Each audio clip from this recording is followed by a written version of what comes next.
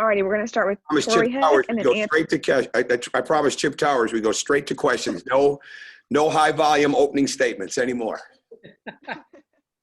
Okay, well then first we'll go Chip Chip, Towers and your then hair is Anthony thick. I Dasher. saw that. Hold on, I do have an opening statement. Chip's hair is completely different than it was. I saw the pictures of Kirby's press conference when he got the job. You changed your hairstyle completely. You look like Tom Cruise when Kirby got here, right? That is so astute of you to notice. I saw that. I'm trying to see if I recognize everybody. And I said, who is that? Yes, there. I'm just kidding. Go ahead. I'm sorry. Go ahead. No more laughing. I'm Chip, sorry. You I'll can be have the serious first now. question. Oh, great. Thanks.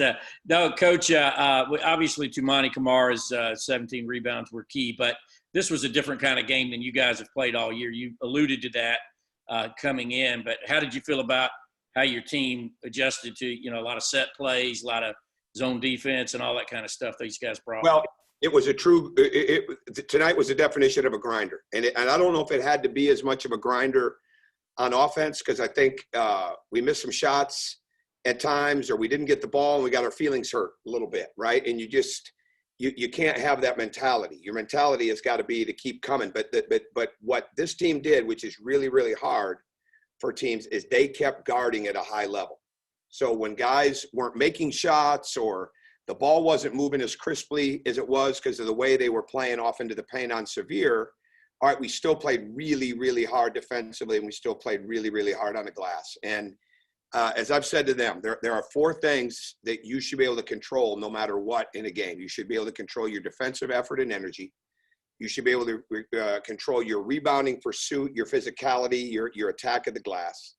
You should be able to control how hard and fast you run, and you should be able to control moving without the ball. And that's kind of what the game brought. Did we hit every one of those aspects? No, but we did defend. We did rebound. For the most part, we got out and ran and pushed it, and we found a way to win the game. And I think all of these games are so important for learning how to win different ways. And tonight certainly was as different of any game that we've played to this point.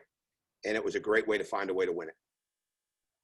All right, up next, we're going to go with Anthony Dasher and then Tori Heck. Hey, Coach, just kind of follow up a little bit on what you just said about even though the offense was struggling, like you said, it did not affect the defense. I mean, guys were still getting after it. I mean, dominated them on the boards. I mean, that's just kind of what you want to see as a coach. Well, yeah, that's the maturity. I mean, when you have older guys, now we had some guys tonight that they let their lack of offense affect their defense, but then we had to get them in and out of the game. But for the most part, the older guys, and then with Tumani, did a really, really good job of that. They just kept coming. I mean, and that's Michael Starks. I mean, that's what we have to have.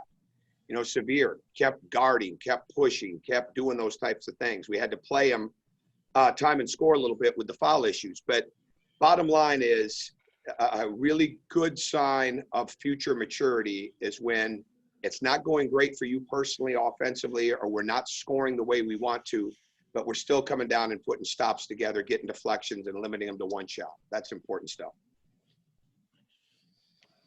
Coach, obviously several new guys on this team this year, but Andrew Garcia kind of really showed out tonight. What has he brought to this team so far this year since he's been here, and especially tonight? Maturity, wanting to win. He's coming off the bench right now, but he's a starter to me. And as I've said before, I mean, we're going to change this lineup. I mean, I could probably change it by Saturday, and we'll see. I mean, but Andrew is a key guy. And he epitomizes what it takes to win, doing what it takes to win, playing to his strengths. He's getting better at other aspects of the game. He's playing at a very competitive level, high level, and he makes everybody else better. And I think he brings comfort because people know that he's going to attack the glass. He's going to be able to score inside. He's certainly getting better as a shooter, and those types of things will come. But he's just playing to win the game, and I think that's a great indication of leadership from him for us. Now, what we need him to do, and I just said this to him after the game, is we need him to be more vocal and verbal with his teammates during the game and be a little bit more demanding. And now 4 games in, he needs to feel a little bit more comfortable doing that, hopefully. All right, up next, we're going to have Jed May and then Palmer Tomes. Hey, Coach. I wanted to ask you about a couple of guys. One, I was wondering if you had any update on Christian Brown. I don't think I saw him on the floor in the second half. And 2, with Tumani, he had 1 rebound in the season opener. He had 7 in the last 2 games, and then obviously the big game tonight. Have you I guess, challenged him at points, whether it was earlier this season, over the summer, to be more of that physical presence on the glass? Well, no question, but I think he knows that. I think he's an example of game one, and we just talked about this when I saw him when he left here.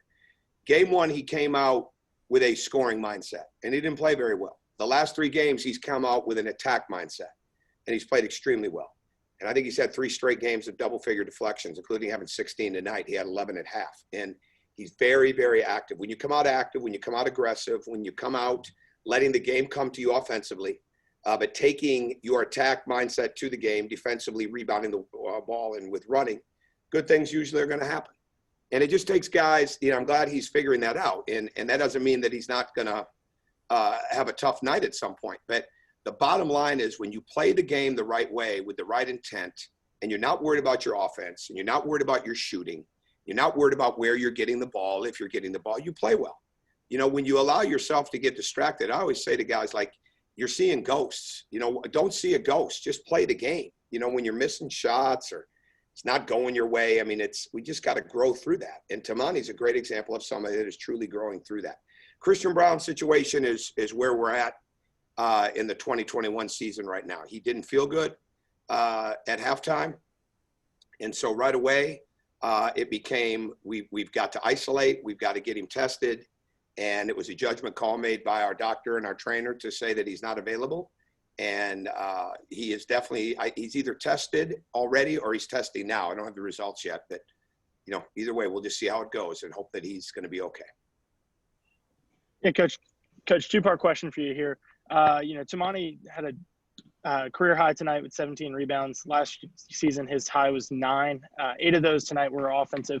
How important is that when it's not a huge offensive night? And second off, 3 games in 6 days, couple days off before the next game. What's the plan as far as practice goes? And are any of these guys going to get some days off? You want a lot. You're asking a lot. You're asking a lot of deep thought questions right there. We have to take a day off each week, and so we will do that. And then we'll start to prepare for Samford. But it is really, really important that Tamani rebound the ball. It's very, very important that he's aggressive and attack. We do need those types of things, and we need it from a lot of people. I've said this to this team every day. We're only going to be as good as our team rebounding. All right, our team defense and our team rebounding. And then you got to get out and we got to run and we got to put pressure on the rim. And we're going to shoot threes, but we're not going to shoot threes just because they're there. We're going to shoot them because we've come inside out, because we've attacked, we've gone through the paint, we've gotten the ball reversed, all those types of things. So that's really what we want to continue to build forth as we get ready for the next game. And hopefully they'll rest up some and be ready to roll. All right, up next, we're going to have Davis Baker and then Ryan Curley. Hey, Coach. Like you said, not the best offensive night. There were 2 plays in particular that stood out to me. One in the first half when Starks took a charge, and 2 in the second half when McMillan threw the ball off a defender, and you had everybody on the bench standing up, cheering. How important are those energy plays, and what does it say about your team? Well, I think it says a lot, and that's the way we are. We have got to be a collective unit.